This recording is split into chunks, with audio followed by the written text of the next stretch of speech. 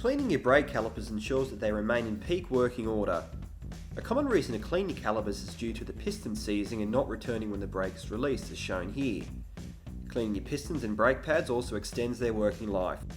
Tools you'll need are both 1500 and 800 wet and dry sandpaper, wrenches and sockets, brake piston removal tool, brake fluid, and brake cleaner.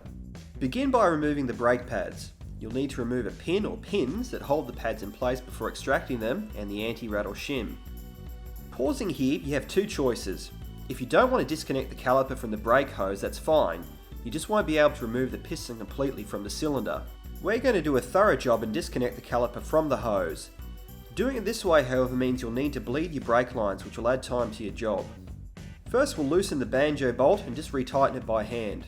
This relieves some pressure in the system so that we can remove the piston. To remove the piston, you'll need a piston extracting tool. We're using a ratcheting one from Bike Service, which works by inserting it into the piston and pulling it out from the inside. Whatever you do, don't use anything that grips the outside of the piston. An alternative, if available, is to completely disconnect the brake line and spray compressed air into the hole where the banjo bolt goes. Now it's time to clean.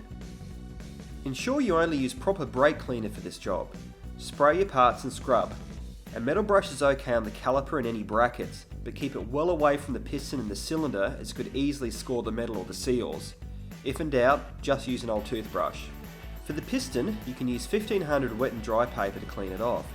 For the brake pads, clean it with 800 grade wet and dry. Make sure you clean the backs and, very importantly, the sides of the pads too. Next, apply some copper grease to the backs of the pads and the pad pin.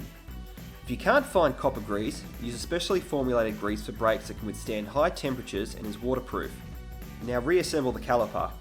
To replace the piston, spread some brake fluid around the outside of it and also in the cylinder and insert by hand. Using a 2-piston caliper as an example, we next put on the anti-rattle shim and then firstly place the pad in that butts up against the pistons, followed by the opposite pad. Thread through the pad pin or pins and ensure that the anti-rattle shim hasn't moved from its correct location. Tighten the pin. Now return the caliper to your bike and then bleed your system.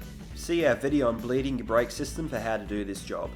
If properly working, your piston and pad should now be in prime working order.